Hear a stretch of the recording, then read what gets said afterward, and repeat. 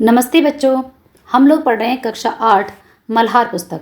हमने 5 पाठ कवर कर लिए। आज हम पाठ 6 पढ़ रहे हैं जिसका नाम है एक टोकरी भर मिट्टी। इस पाठ की व्याख्या एक टोकरी भर मिट्टी की हम पहले ही कर चुके हैं। आज इसके अभ्यास प्रश्नों को देखेंगे। तो चलो अभ्यास प्रश्न देखते हैं, जिसमें पहला प्रश्न हमारे सामने है। मेरी समझ से निम्नलिखित प्रश्नों के उपयुक्त उत्तर के सम्मुख तारा बनाइए। कुछ प्रश्नों के उत्तर एक से अधिक भी हो सकते हैं, तो यहाँ पर हमें सटीक उत्तर को चुनना है। उत्तर एक से अधिक भी हो सकते हैं। जमींदार को झोपड़ी हटाने की आवश्यकता क्यों लगी? झोपड़ी जर्जर हो चुकी थी। झोपड़ी रास्ते में बाधा थी। वह आहते का विस्तार करना चाहता था। वृद्धा से उसका कोई पुराना झगड़ा था। तो हमने पाठ में पढ़ा था कि वह अपने आहते का विस्तार करना चाहता था। कौन? जमींदार। अगला प्रश्न है हमारे सामने। वृद्धा ने मिट्टी ले जाने की अनुमति कैसे मांगी? क्रोध और झगड़ा करके, अदालत से अनुमति लेकर, विनती और विनम्रता से, चुपचाप उठा ले गई। तो कहानी में हमने देखा था कि जमींदार से उसने विनती की थी, उसने रिक्वेस्ट की थी कि मुझे इसमें से थोड़ी सी मिट्टी ले जाने दो। अगला प्रश्न है हमारा। वृद्धा की पोती, यहाँ पर देखेंगे कि वृद्धा की पोती का व्यवहार किस भाव को दर्शाता है? दया का, लगाव का, गुस्से का या फिर डर का? तो वृद्धा की पोती का जो भाव है वो कौन सा दर्शा रहा है इसमें? दया और लगाव का। अगला प्रश्न है हमारे सामने। कहानी का अंत कैसा है? दुखद, सुखद, प्रेरणादायक या सकारात्मक? तो हमने पढ़ा था कि कहानी में किस प्रकार से जो है बुढ़िया को उसका जो है झोपड़ी घर मिल जाता है, तो सुखद अंत होता है। प्रेरणादायक क्यों है? क्योंकि जमींदार का हृदय परिवर्तन हो जाता है, उसको अपनी गलती का एहसास हो जाता है और उसको वो झोपड़ी दे देता है। और यह सकारात्मक है। अब यहाँ पर पूछा गया है, हो सकता है कि आपके समूह के साथियों ने अलग अलग उत्तर चुने हों। अपने मित्रों के साथ चर्चा कीजिए और आपने यही उत्तर क्यों चुने हैं ये बताना है आपको। ठीक है, तो ये उत्तर इसलिए चुने हैं क्योंकि ये कहानी की घटनाओं, पात्रों के व्यवहार और भावनाओं को सबसे सही तरीके से दर्शाते हैं। इन उत्तरों से जमींदार के उद्देश्य, बुढ़िया की विनम्रता, पोती के प्रेम और कहानी के सकारात्मक अंत का स्पष्ट पता चलता है, जो कि इस कहानी का मूल सार भी है। ठीक है, आगे प्रश्न दिया हुआ है, मिलकर मिलान करें। अब यहाँ पर आपके लिए मैच द फॉलोइंग दिया है। जैसे पाठ में से चुनकर कुछ वाक्य नीचे दिए गए। प्रत्येक वाक्य के सामने दो दो निष्कर्ष दिए हैं। अपने समूह में इन पर चर्चा कीजिए और इन्हें सर्वाधिक उपयुक्त निष्कर्षों से मिलाइए। अगर आप देखेंगे तो यहाँ पर क्या बताया गया कि एक जो है सेंटेंस, उसके दो अर्थ दिए गए। अब यही उसकी पोती इस वृद्धाकाल में एकमात्र आधार थी। तो कहानी में क्या है कि वृद्धावस्था में वृद्धा का सहारा उसकी पोती ही थी। वृद्धावस्था में पोती का सहारा वृद्धा थी। तो यहाँ पर अगर आप देखेंगे तो वृद्धावस्था का सहारा उसकी पोती ही थी। तो कौन सा हो जाएगा? फर्स्ट। अगला है, बाल की खाल निकालने वाले वकीलों की थैली गरम कर उन्होंने अदालत से उस झोपड़ी पर अपना कब्जा कर लिया। किसने? जमींदार की बात हो रही थी। तो जमींदार ने वकीलों से सलाह लेकर झोपड़ी पर न्यायपूर्वक कब्जा किया? नहीं, जमींदार ने वकीलों को पैसा देकर कानूनी दावपेच से झोपड़ी पर कब्जा कर लिया। तो हमने देखा था कि उसने जेब गरम करके। ठीक है, तो ये वाला तो न्यायपूर्वक तो कहीं नहीं था। ठीक है, अन्यायपूर्वक कब्जा किया था। आपसे एक टोकरी भर मिट्टी नहीं उठाई जाती और इस झोपड़ी में तो हजारों टोकरियां मिट्टी पड़ी है। अब ये बात बुढ़िया ने कब कहा था? वृद्धा ने जमींदार को कमजोर साबित करने के लिए टोकरी उठाने को कहा। वृद्धा ने टोकरी को प्रतीक बनाकर जमींदार को उसके अन्याय का अनुभव कराया। तो कहानी के आधार पर देखेंगे कि उसने क्या किया था? जमींदार को इस टोकरी के माध्यम से जो है प्रतीक बनाकर अनुभव कराया था कि तुमने क्या किया? अन्याय किया है। अगला, जमींदार साहब धन मद से गर्वित हो अपना कर्तव्य भूल गए थे। धन और अहंकार ने जमींदार को मानवीयता और करुणा से दूर कर दिया था, या फिर संपत्ति के घमंड को भूलकर जमींदार ने अपने कर्तव्यों को पूरा कर रहे थे। तो ये तो बिल्कुल गलत है। तो कौन सा आंसर हमारा हो जाएगा? फर्स्ट वाला। अगला है, कृत कर्म का पश्चाताप कर उन्होंने वृद्धा से क्षमा मांगी। ठीक है, तो यहाँ पर कृत कर्म आपको बताया था कि उसने जो कर्म किए हैं उसके लिए उसने क्या किया था? वृद्धा से क्षमा मांगी। कौन सी है? वृद्धा ने अपने व्यवहार पर पश्चाताप कर जमींदार से क्षमा मांगी।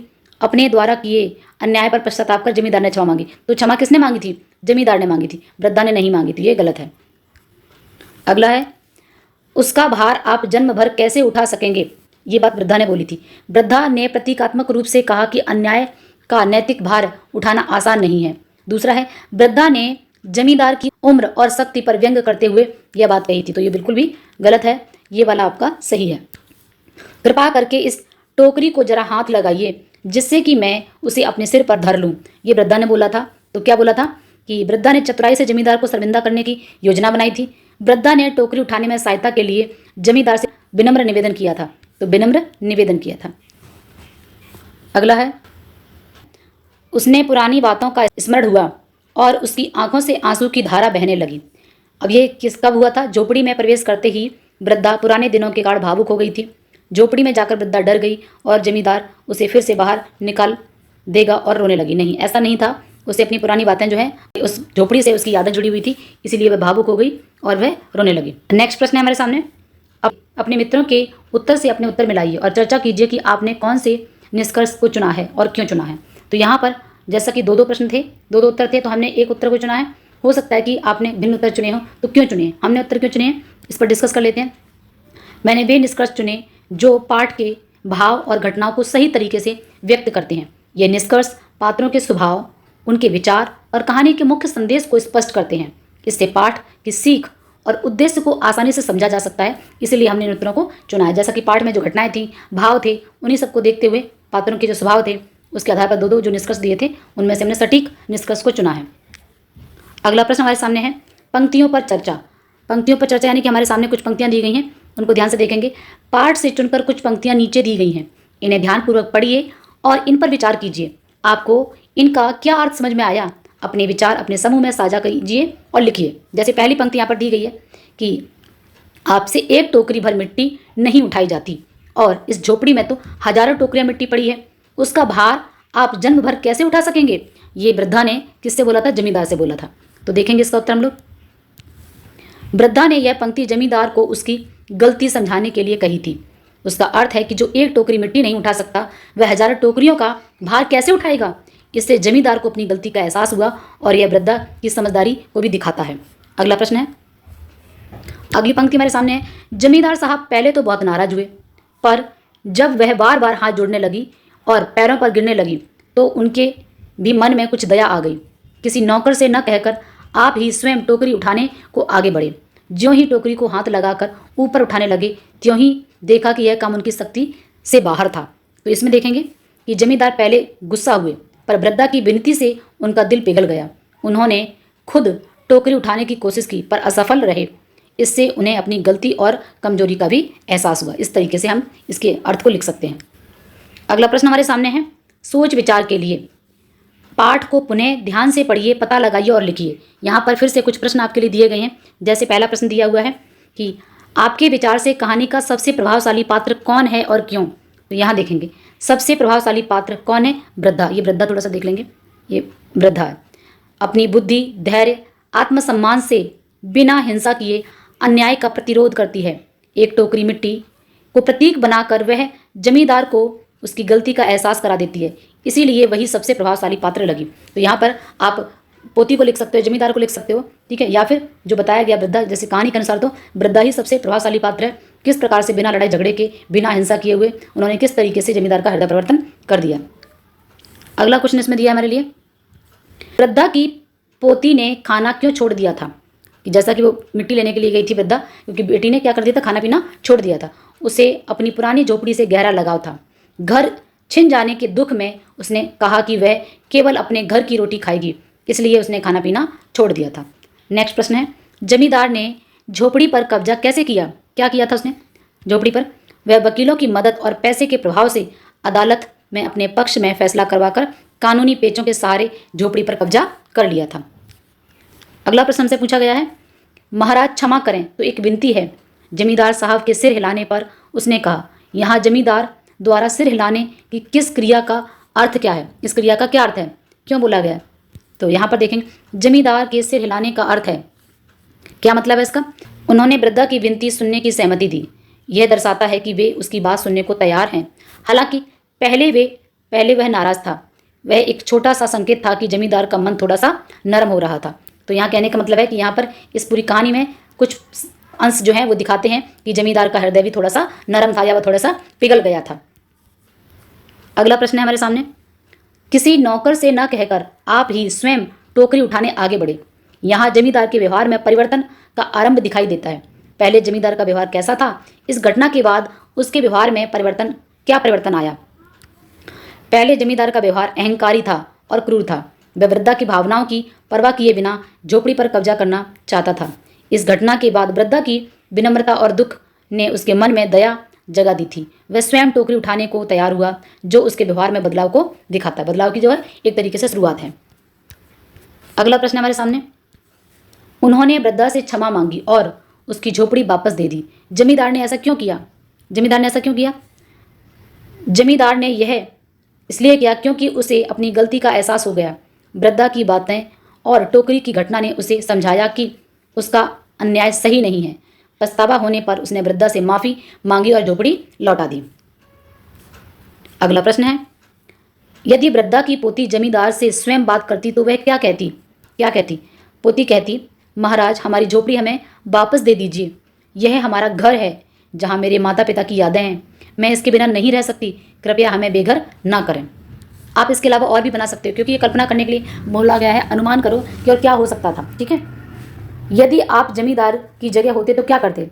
देखें, यदि मैं जमींदार की जगह होता या होती तो मैं वृद्धा और उसकी पोती की भावनाओं का सम्मान करता और उनकी झोपड़ी नहीं छीनती। मैं उनके लिए दूसरी जगह रहने की व्यवस्था करता या करती। अगला प्रश्न है, जमींदार को टोकरी उठाने में सफलता क्यों नहीं मिली होगी?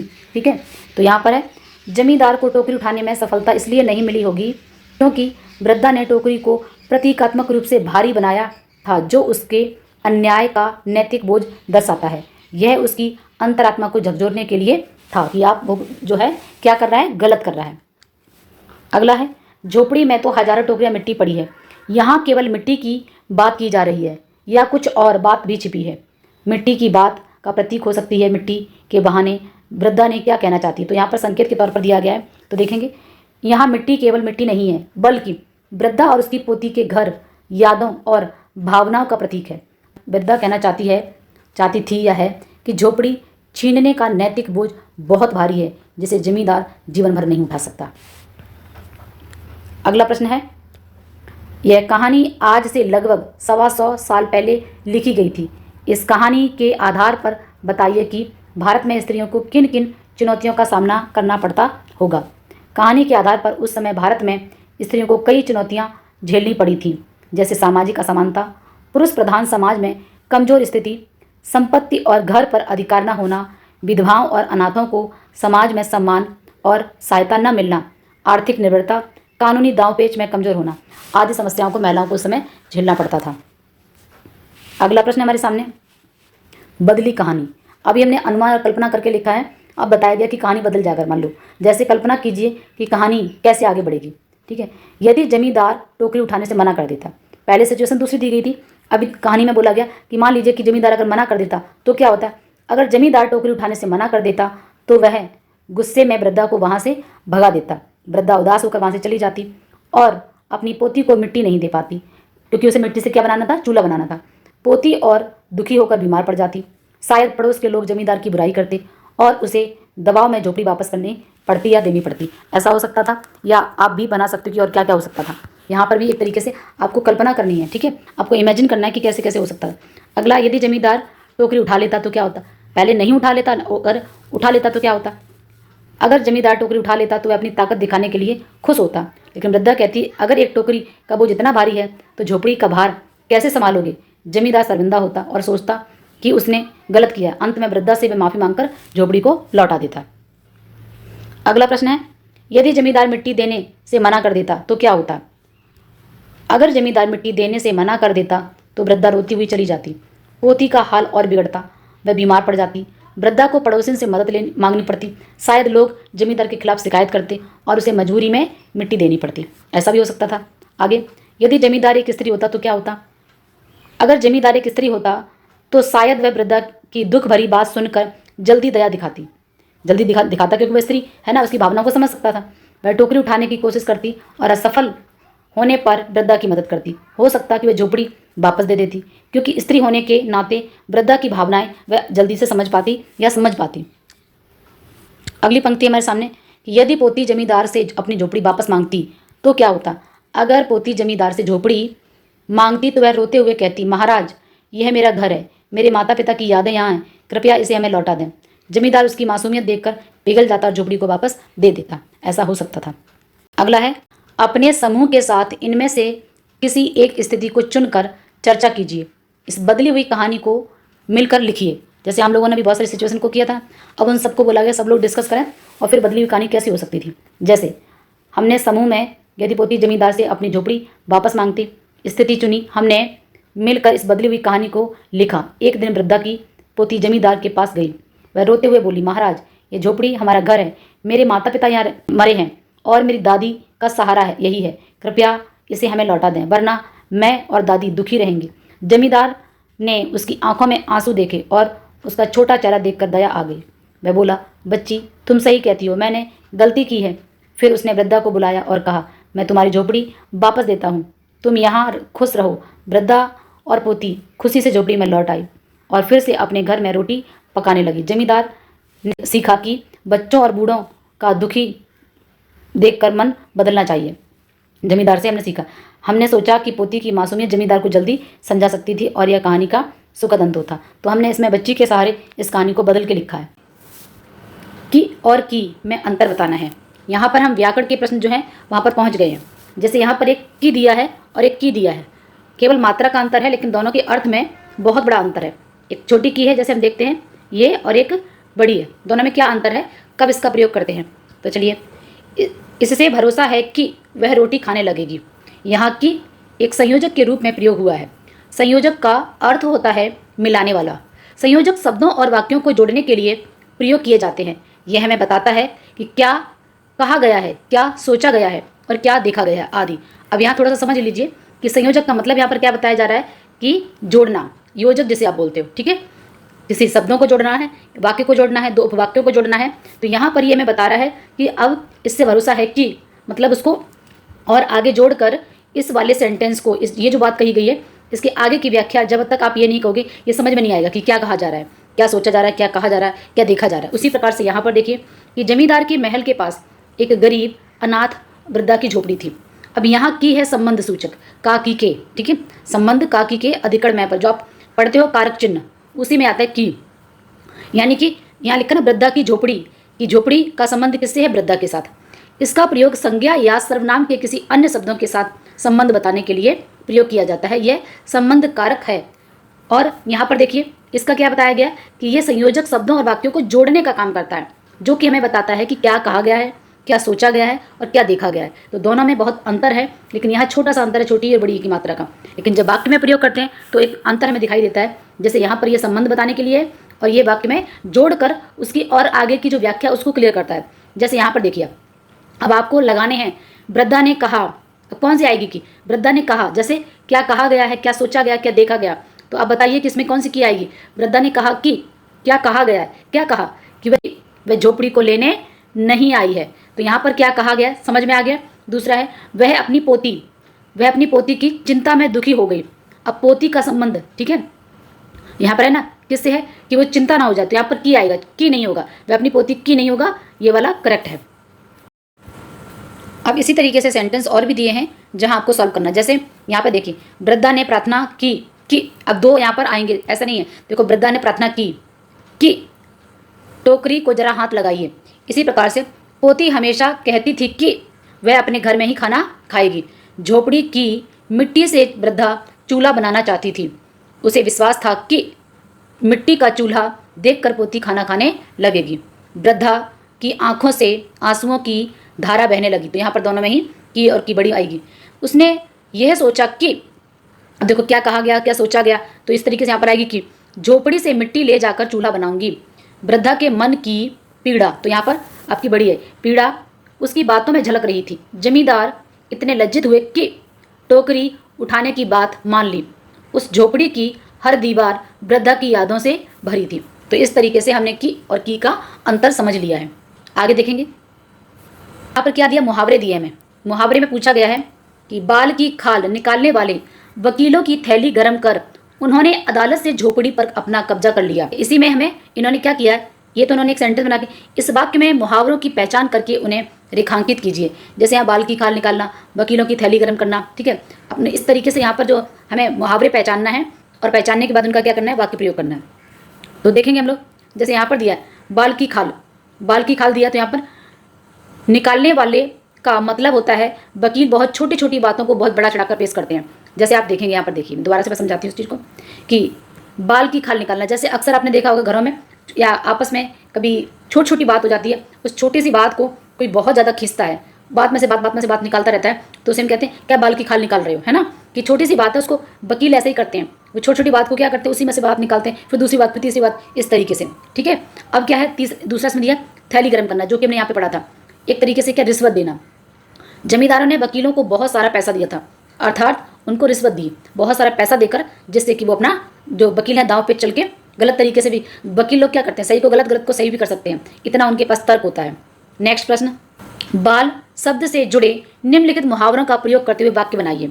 जैसे यहाँ पर देखेंगे दिया है बाल बांका ना होना, बाल बांका ना होना, कुछ भी कष्ट या हानि ना पहुँचना, पूर्ण रूप से सुरक्षित रहना, बाल बराबर यानी कि बहुत सूक्ष्म या बहुत महीन या पतला, बाल बराबर फर्क होना, जरा सा भी भेद होना, सूक्ष्मतम अंतर, बाल बाल बचना, कोई विपत्ति आने या हानि पहुंचने में बहुत थोड़ी कमी रह जाना। जैसे यहाँ पर कहते हैं ना बाल बाल बच गए, आप जैसे आप कोई साइड से गाड़ी निकल रही थी, आपने देख नहीं पाई, अचानक से बिल्कुल आपके पास से होकर निकल गई, तो आप क्या बोलते हैं आज तो बाल बाल बच गए, मतलब आप किसी तरीके थोड़ा सा बच गए। तो ये आपके पास मुहावरे हैं और इन मुहावरों को हमें प्रयोग करना है एक वाक्य में, वाक्य बनाने के लिए बोला गया।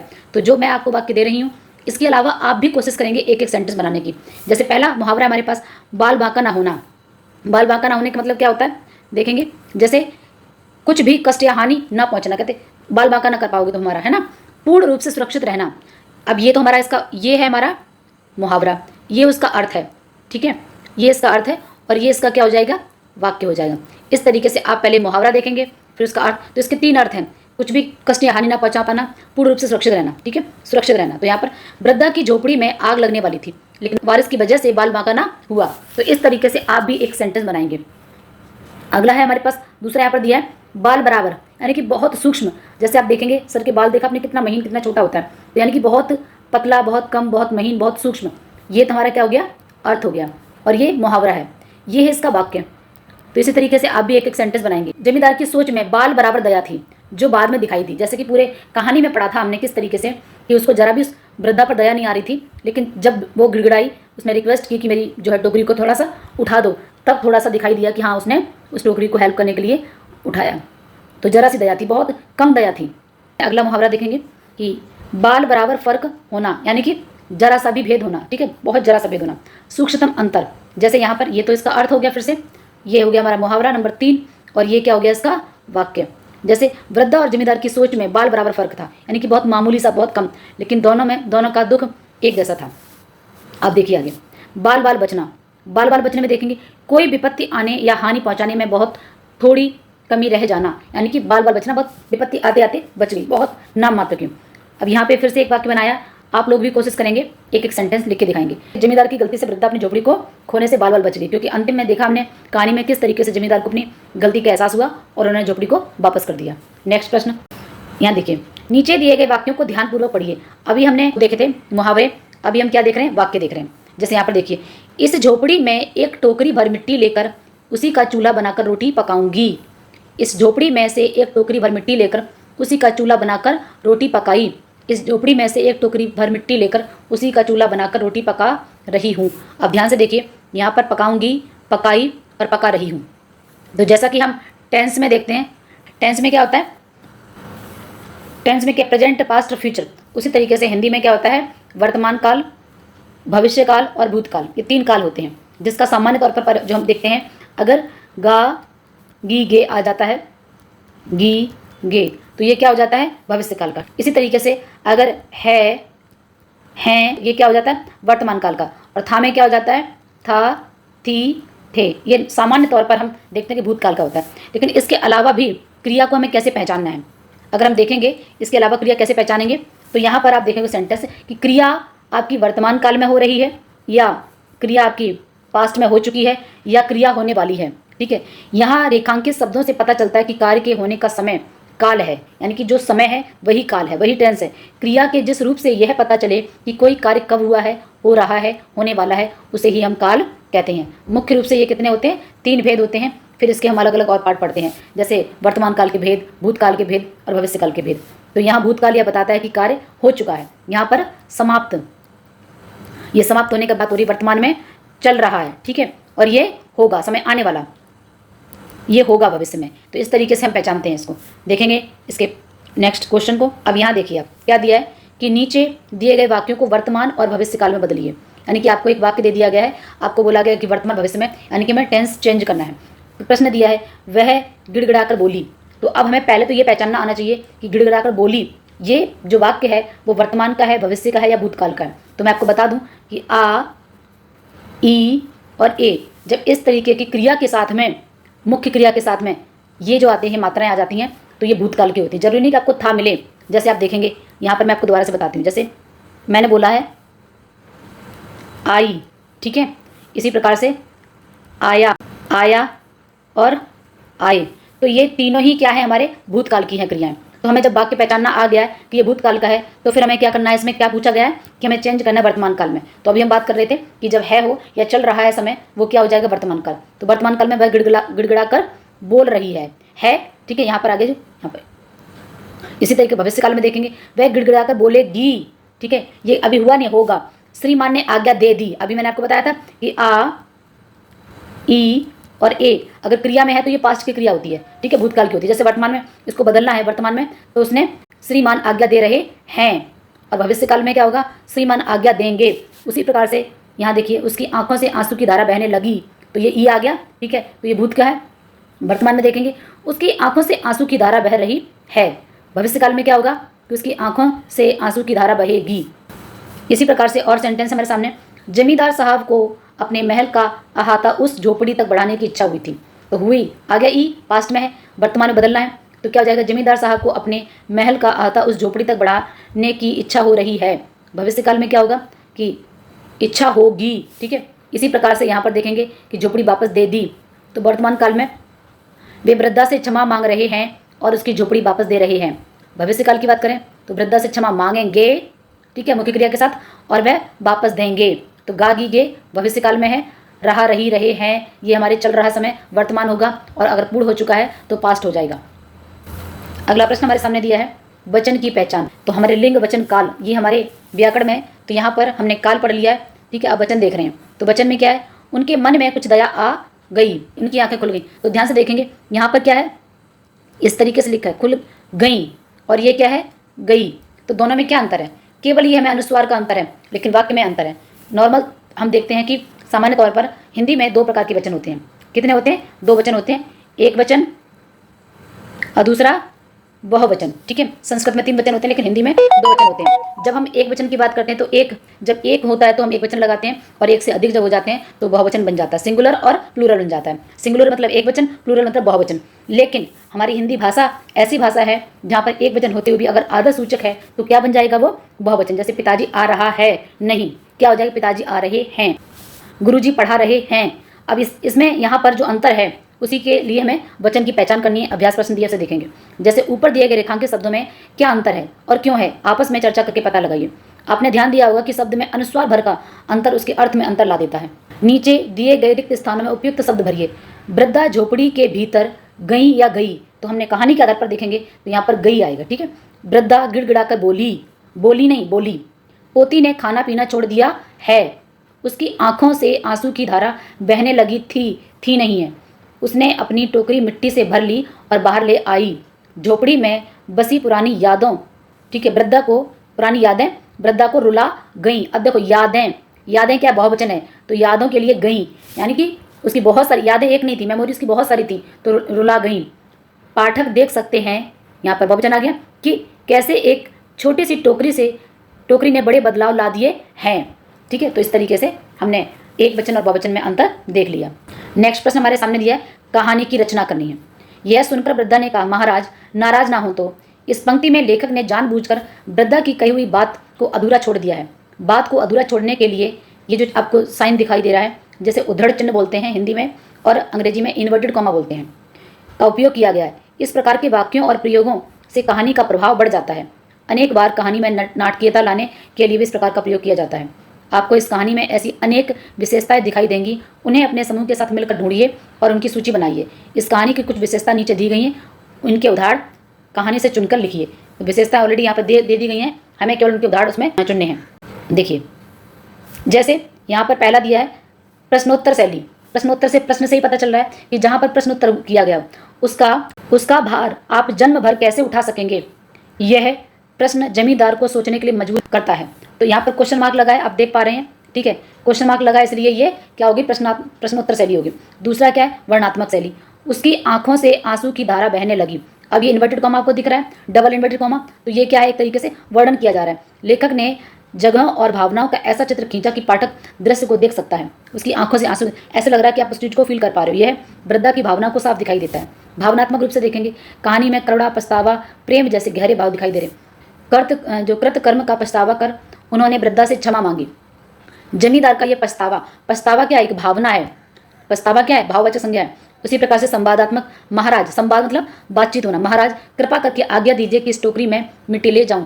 वृद्धा ने प्रभावित थे, मतलब वृद्धा ने किससे बोला, जमींदार से बोला। नाटकीयता, ज्यों ही टोकरी को हाथ लगाकर ऊपर उठाने लगे त्यों ही देखा कि यह काम उनकी शक्ति से बाहर है। एक तरीके से क्या है, नाटकीय, पूरा जैसे नाटकीय दृश्य प्रस्तुत किया जा रहा है। चरित्र चित्रण, जमींदार साहब धन मद से गर्वित होकर अपना कर्तव्य भूल गए थे। जमींदार का अहंकार स्वभाव दिखाता है। तो इस तरीके से कहानी की बहुत सारी विशेषताएं हैं। इनसे रिलेटेड हमने जो कहानी में उदाहरण आए थे उनको यहाँ पर हमने लिख दिया है। नेक्स्ट प्रश्न देखेंगे, शब्दकोश का उपयोग दिया है। शब्दकोश का उपयोग का मतलब यहाँ पर क्या दिया है, क्या आप जानते ही हैं कि शब्दकोश का प्रयोग करके शब्दों के विषय में अनेक प्रकार की जानकारी प्राप्त कर सकते हैं। नीचे कुछ शब्दों के अनेक अर्थ शब्दों से चुनकर दिए गए हैं। इन शब्दों के जो अर्थ इस कहानी में के अनुसार हैं सबसे उपयुक्त उन पर घेरा बनाइए।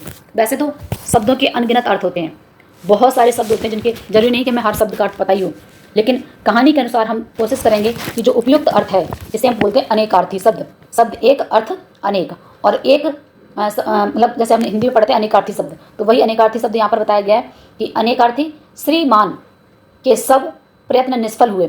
अब यहाँ पे धनी है, शोभायुक्त है, शोभामान है, संपत्तिशाली है, संपन्न, पुरुषों के नाम के पूर्वक आदर सूचक लगाए जाने वाला शब्द। तो श्रीमान का जो है प्रयोग किसके लिए कहा गया, एक तो धनी के लिए है, ठीक है, दूसरा शोभायुक्त भी है, शोभामान भी है, लेकिन हमें ये बोला गया है कि आपको कहानी के अनुसार सबसे उपयुक्त जोड़ना है। पुरुषों के नाम आदरपूर्वक, तो एक तरीके से यहाँ पर उन्होंने दो बोला है कि जो आदर सूचक शब्द है, क्योंकि वो बहुत ज़्यादा अमीर है और वृद्धा जो है गरीब है, तो आदर सूचक शब्द के लिए उन्होंने यहाँ पर लगाया हुआ है श्रीमान, और वो धनी है।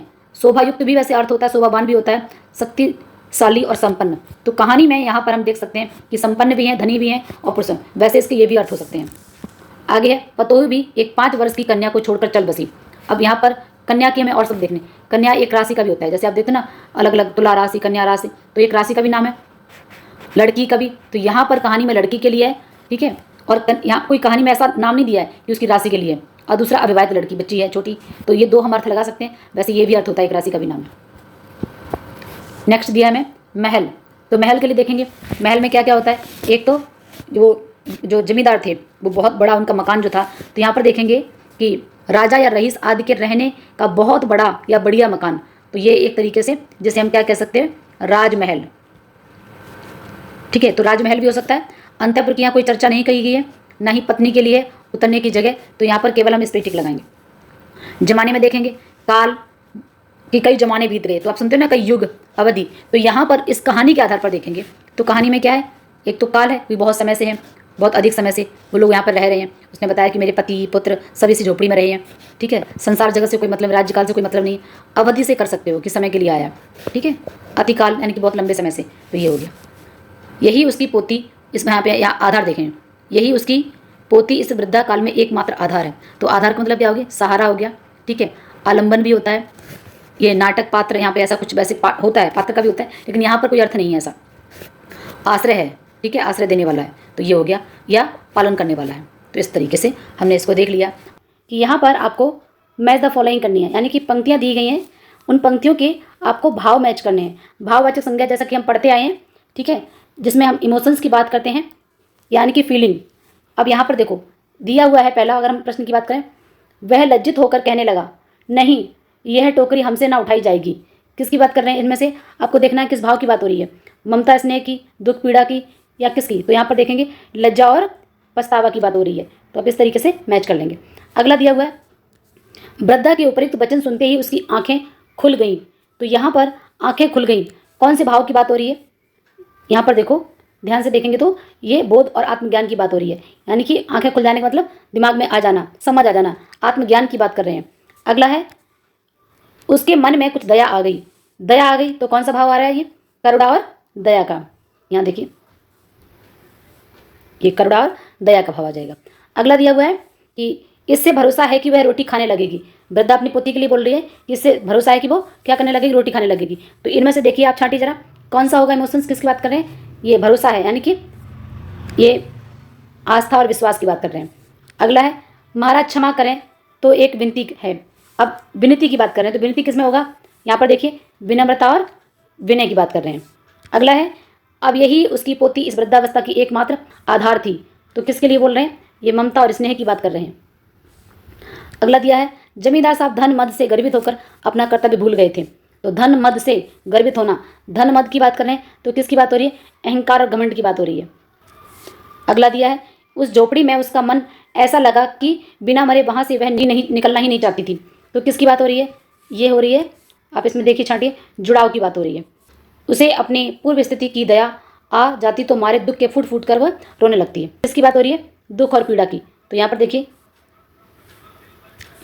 अगला दिया हुआ है बाल की खाल निकालने वाले वकीलों की थैली गर्म कर उन्होंने अदालत से झोपड़ी पर कब्जा कर लिया। तो ये किसकी बात हो रही है? क्रूरता और अन्याय की बात हो रही है। इस तरीके से हम इसे मैच कर लेंगे, चाहो तो आप इसे नंबरिंग भी कर सकते हो। नेक्स्ट प्रश्न है वाक्य विस्तार। वृद्धा पहुंची, यह केवल 2 वाक्यों से बना एक वाक्य है, लेकिन हम इस वाक्य को बड़ा भी बना सकते हैं।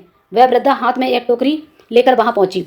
अब बात कुछ अच्छी तरह से समझ में आ रही है, किंतु इसी वाक्य को हम और विस्तार भी दे सकते हैं। जैसे थकी हुई आंखें और कांपते हाथों में टोकरी लिए वृद्धा धीरे धीरे दरवाजे पर पहुंची। अब यह वाक्य अनेक अर्थ और भाव व्यक्त कर रहा है। अब इसी प्रकार नीचे दिए गए वाक्यों का कहानी को ध्यान में रखते हुए विस्तार कीजिए। प्रत्येक वाक्य में लगभग 15 से 20 शब्द हो सकते हैं। तो यहाँ पर इसी तरीके से हमने अभी देखा कि कुछ यहाँ पर जैसे छोटे छोटे सेंटेंस दिए हैं, हाँ या ना करके भी हम कई बार सेंटेंस को बोल देते हैं। वाक्य हाँ और ना में भी हो सकता है। तो यहाँ वृद्धा पहुंची, उसी बात को हम इस तरीके से कह सकते हैं, और विस्तार कर सकते हैं हम इसी तरीके से कह सकते हैं। तो आपके लिए कुछ वाक्य दिए गए, उन्हें आप विस्तार करिए, मतलब उनको और बढ़ा के कुछ शब्द ऐड करके सेंटेंस को बड़ा बनाइए। जैसे यहाँ पर दिया हुआ है एक झोपड़ी थी, इसके लिए आपको एक सेंटेंस विस्तार करना है, मतलब सेंटेंस को बड़ा करके लिखना है। इसको हम ऐसे लिख सकते हैं जमींदार के महल के पास एक गरीब बूढ़ी औरत की टूटी फूटी झोपड़ी थी जो उसका जीवन आधार थी। ठीक है, एक झोपड़ी थी इस तरीके से। अब यहाँ पर श्रीमान टहल रहे थे, तो इसको कैसे कर सकते हैं? एक दिन श्रीमान जमींदार अपने महल के आसपास टहल रहे थे और उन्होंने बुढ़िया को मिट्टी उठाते देखा। वह खाने लगेगी। बुढ़िया ने कहा कि इस मिट्टी से वह चूल्हा बनाकर रोटी पकाएगी और इससे उसका जीवन चल सकेगा, यानी कि जो उसकी पोती थी वो जीवित रह पाएगी, वो खाना खाने लगेगी। वृद्धा भीतर गई। बुढ़िया अपनी झोपड़ी के भीतर गई, जहाँ उसे पुरानी बातें याद आ गई और उसकी आंखों से आंसू बहने लगे। आगे बढ़े। जमींदार ने अपने नौकर से कहा कि इस झोपड़ी को हटाकर आगे बढ़ाओ ताकि महल की ज़मीन खाली हो सके। ठीक है, आप जरूरी नहीं है कि सेंटेंस को इस तरीके से, ये जो सेंटेंस कहने का मतलब है कि आप इसको और भी आगे बना सकते हो। ठीक है, यहाँ पर जमींदार ने क्या कहा कि झोपड़ी को हटा दो ताकि महल हम आगे तक बना सकें। अगला देखेंगे संवाद फोन। कल्पना कीजिए कि यह कहानी आज के समय की है।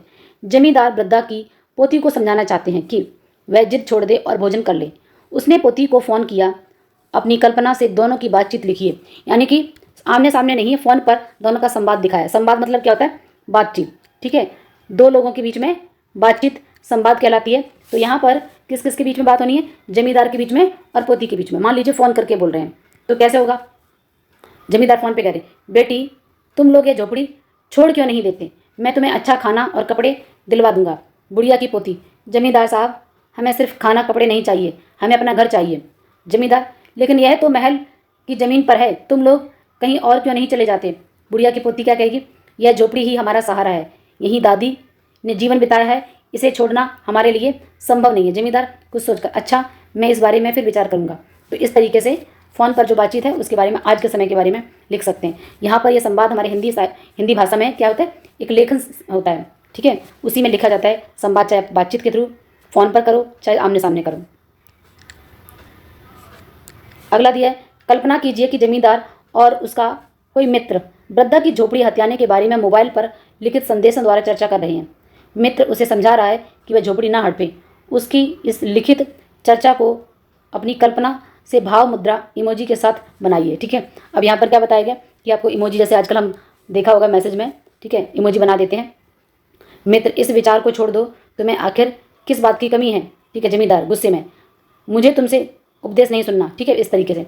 तो अब ये और भी आगे ऐसे बनाना, जैसे जमींदार, इस झोपड़ी को हटाना ही पड़ेगा, यह मेरे महल के बीच में अटक रही है। ठीक है, जैसे यहाँ पर ये देखो, ये इमोजी बना दिया। मित्र, नहीं भाई, यह सही नहीं है, वह बुढ़िया अनाथ है, उसका यही एक सहारा है। तो सहारे का बना दिया इमोजी। जमींदार, लेकिन मेरी शान और इज्जत का सवाल है, तो ये क्राउन बना दिया इस तरीके से।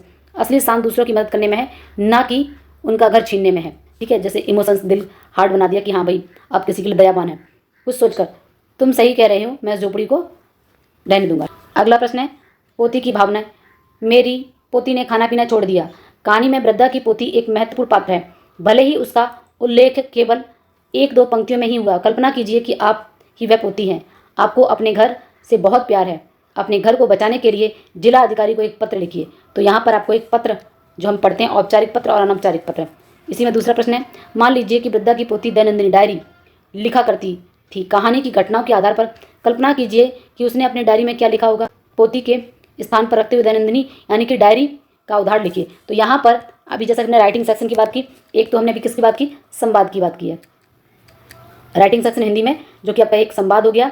दूसरा यहाँ पर किसकी बात कर रहे हैं, पत्र की बात कर रहे हैं। और तीसरा आपकी बात कर रहे हैं डायरी की। ये सभी आपके लेखन शैली में आते हैं। तो यहाँ पर एक पत्र लिखना है, एक हमने संवाद लिख लिया, दो। अब डायरी और पत्र लिखेंगे। जैसे यहाँ पर देखिए, पहला वाला देखेंगे, सेवा में जिला अधिकारी महोदय। विषय आप जो भी जिला है आप वहाँ डाल सकते हो, जो भी डिस्ट्रिक्ट है। हमारी झोपड़ी को बचाने हेतु प्रार्थना पत्र। महोदय, सविनय निवेदन है कि मैं एक अनाथ बुढ़िया की पोती हूँ। हमारी झोपड़ी जमींदार साहब के महल के पास है। यही झोपड़ी हमारे जीवन का सहारा, हमारा सब कुछ है। जमींदार साहब इसे तोड़वाना चाहते हैं। महोदय, यदि हमारी झोपड़ी छिन गई तो हमारे पास रहने के लिए कोई जगह नहीं बचेगी। कृपया हमें बेघर होने से बचाइए और न्याय कीजिए। आपकी कृपा पात्र बुढ़िया की पोती। ठीक है, तो इस तरीके से हमने ये क्या लिखा है, एक औपचारिक पत्र। औपचारिक पत्र में हमेशा आपका विषय होना जरूरी है। सेवा में किसको लिख रहे हैं, जिलाधिकारी को लिख रहे हैं। अब जिला, आप जो भी आपका जिला हो यहाँ पर जिला डाल दीजिए। इस तरीके से हमने एक औपचारिक पत्र को कवर कर लिया है। ठीक है, नेक्स्ट प्रश्न देखेंगे इसका। इसी का दूसरा था डायरी वाला। तो डायरी लेखन में देखेंगे, डायरी में सबसे पहले आप तारीख डालोगे। मान लीजिए आपकी जो भी कोई भी तारीख आप डाल सकते हो। तो यहाँ पर आपने डाल दिया 10। ठीक है, कोई भी आप तारीख डाल सकते हो, 10/10/25 आपने डाल दिया। आगे बोला है कि प्रिय डायरी। जब हम डायरी को लिखते हैं तो डायरी के लिए लिख सकते हो इस तरीके से, या कोई आप नाम भी रख सकते हो। आज का दिन मेरे लिए बहुत दुखद रहा। जमींदार साहब हमारे घर को तोड़वाना चाहते हैं। दादी बहुत परेशान है और मैं भी बहुत घबराई हुई हूँ। मेरा मन अपने घर से बहुत जुड़ा है। यहाँ मेरा बचपन बीता है, यहीं मेरी दादी ने मुझे पाला है। सोच कर ही आंखों से आंसू निकल आते हैं कि अब हम कहाँ जाएंगे। काश कोई हमारी झोपड़ी बचा ले। यही हमारी दुनिया है, तुम्हारी दुखी पोती। तो इस तरीके से हमने एक डायरी का फॉर्मेट देखा है। तो आप डायरी, पत्र और संवाद, 3 हमने राइटिंग सेक्शन के क्वेश्चंस कवर किए हैं, जो कि बहुत इंपॉर्टेंट हैं। केवल आपको इसमें फॉर्मेट याद करना होता है, कुछ भी नहीं होता है, और आप ऐसे ही आराम से नंबर ले सकते हो। आप भाव, शब्द कुछ भी हो सकते हैं, लेकिन फॉर्मेट आपका सेम होता है। आगे देखिए, अगला प्रश्न हमारे सामने, कहानी में बुढ़िया की पोती अपने घर से बहुत प्यार करती है। आपके घर से अपने लगाव का अनुभव बताइए कि भाई आप अपने घर से कितना प्यार करते हैं। आपको अपने घर का अनुभव बताना है। मुझे भी अपने घर से बहुत लगाव है।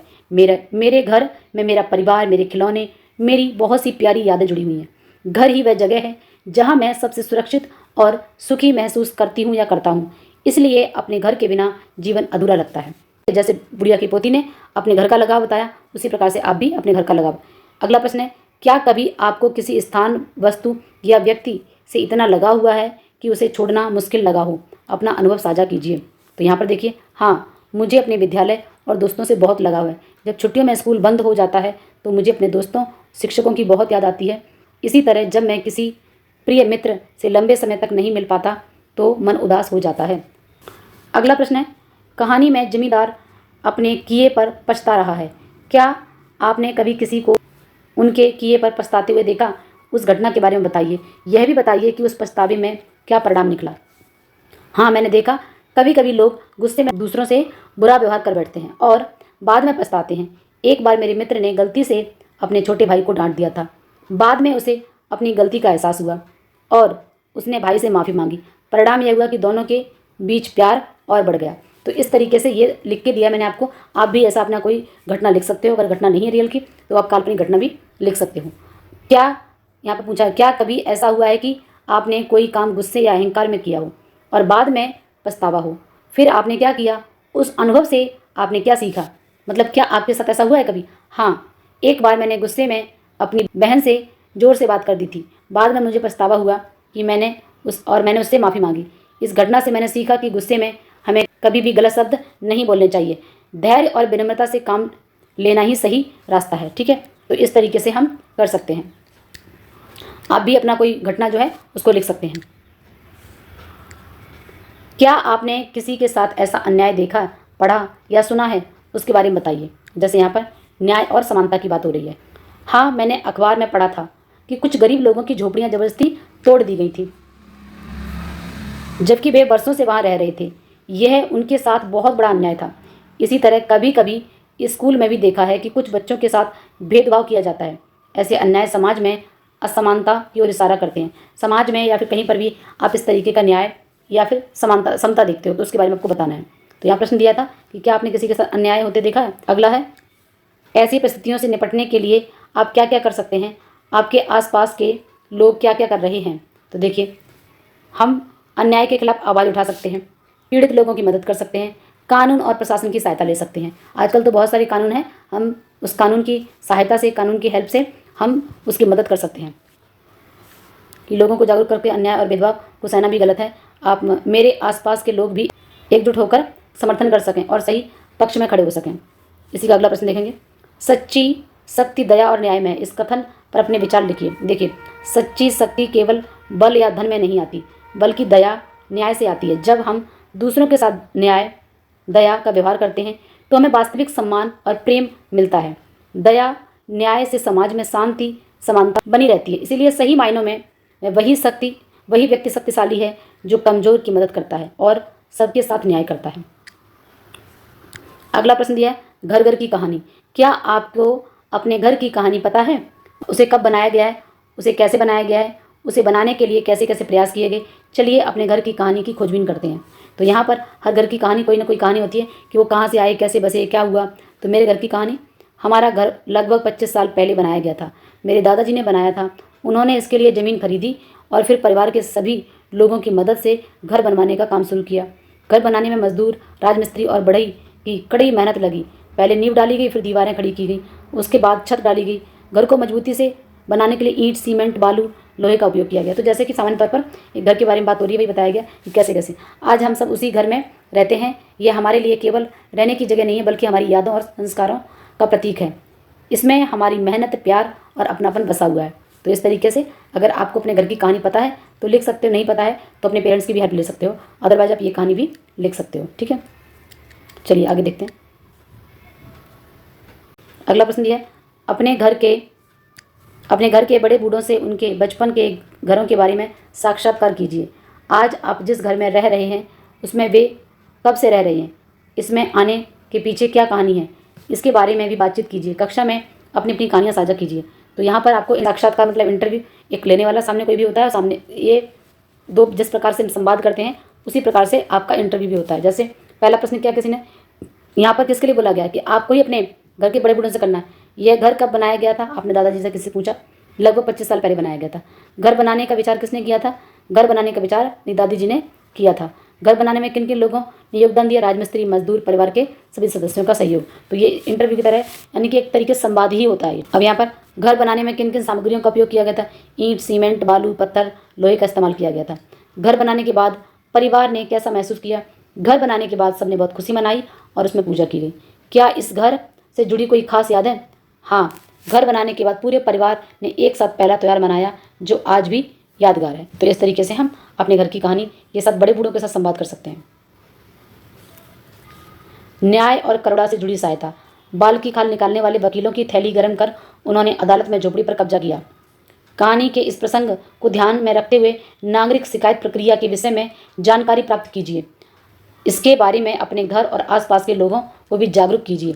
जैसे उदाहरण के तौर पर यहाँ दिया हुआ सार्वजनिक शिकायत सुविधा। भारत सरकार की इस वेबसाइट पर सभी भारतीय केंद्र, राज्य सरकार और सभी विभागों से जुड़ी शिकायतें कर सकते हो। इस वेबसाइट पर भारत की 22 भाषाओं में शिकायत दर्ज करवाई जा सकती है। तो यहाँ पर आपको कुछ वेबसाइट दी गई जो कि हमें जानकारी होनी चाहिए, ठीक है। जनहित में जानकारी होती है ना कि जनहित में जो आपकी कार्रवाई की जा रही है।